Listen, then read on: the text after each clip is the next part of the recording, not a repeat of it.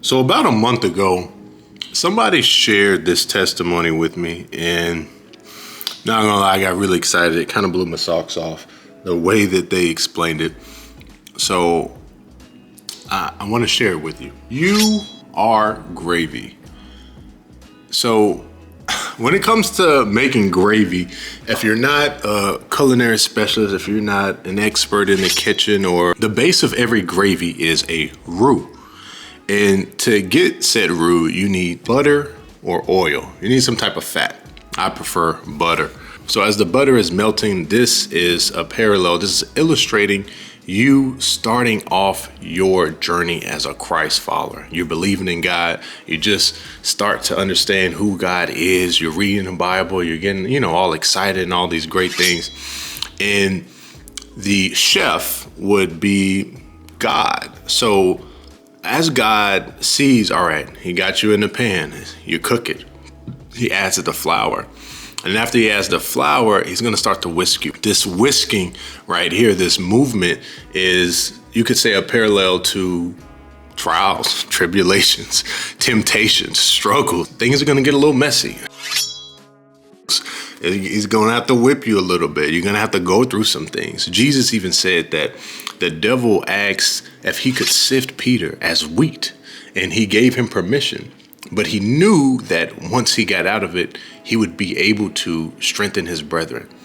So as God is sifting us, as we are getting sifted by our trials in our life, the temptations we throw in ourselves, and as things get messy, as God continues to whisk us, then he begins to add more and more. God will start to direct the right people in your life. Say that's the water. And as God is directing these people in your life and they're pouring into you, you see what's happening right here? And people are pouring into you. They're giving you wisdom. They're giving you understanding. They're giving you knowledge. And God just continues to, he just continues to whisk. And even after you get all this knowledge and understanding, you're still going to go through things. And then, God adds the salt and the pepper. He's adding the seasoning. He's adding the flavor.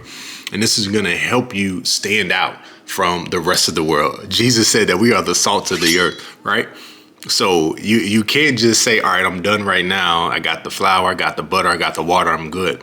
This is going to taste really bland, and you're not going to be spreading the right gospel. So you get the season, you get the spice. God continues to whisk, continues to move you, continues to incorporate all these things in you.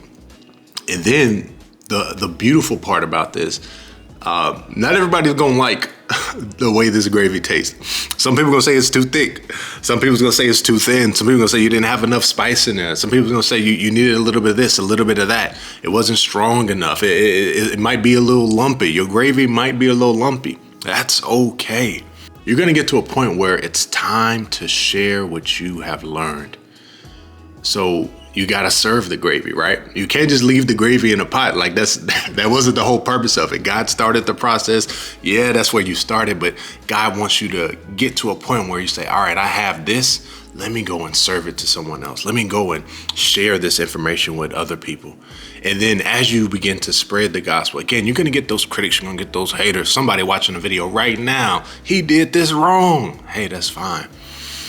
That's okay. Nobody's going to have that perfect gravy. Because even Jesus came on the scene and they still rejected him. Somebody's going to find something wrong with your gravy. But at the end of the day, God is still calling you to serve it. I'm not old enough, serve it. I'm too young, serve it. I'm too old, serve it. I haven't been in the faith long enough, serve it. It does not matter.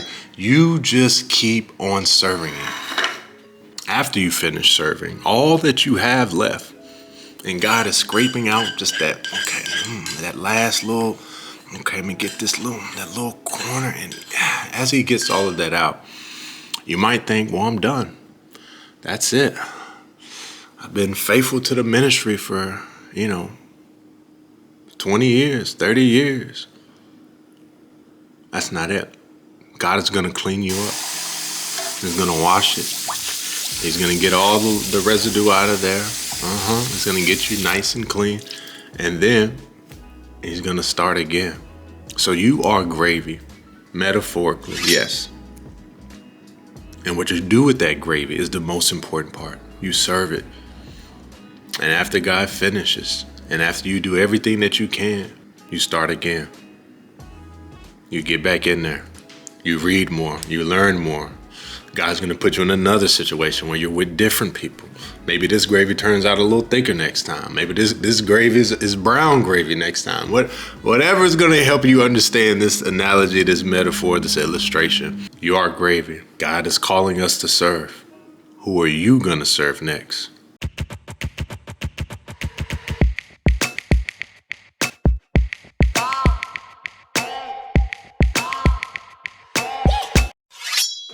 What's up, viewer? I'm Trey, and this is Iron Sharpens Iron, where we have Christ-like conversations every week to help encourage you and your neighbor to stay sharp out there. The video you just watched is something that I learned, and actually someone else gave me this testimony that I was like, oh, this is profound. But it's some really good stuff. God can and will use anybody, regardless of where you're at in your life, regardless of how much you think you know, regardless of how seasoned you think you are in the faith. And he just calls us to go and spread the gospel, go and tell the good news to any and every one. So once you start to learn things, it's not about, oh, I gotta stay in the faith. I gotta be seasoned, and I gotta have my own church, and I gotta memorize the Bible, and I gotta do this, and I gotta do all these things before I can go and tell people. It's just do it where you're at. You read one Bible verse and you got a revelation from it. You were able to get some understanding. Go share it. Go tell somebody. And then once you share and you pour into other people, God is going to continue to pour into you. So I pray you learned something, viewer, and that this blessed you. And if it did, you already know. Apply, share, and disciple. Somebody else needs to get their ducks in a row. A lot of people need their eggs in the basket. And as always, you're too blessed to be stressed. Stay blessed by the best. Don't forget to pray for the rest. And until next time.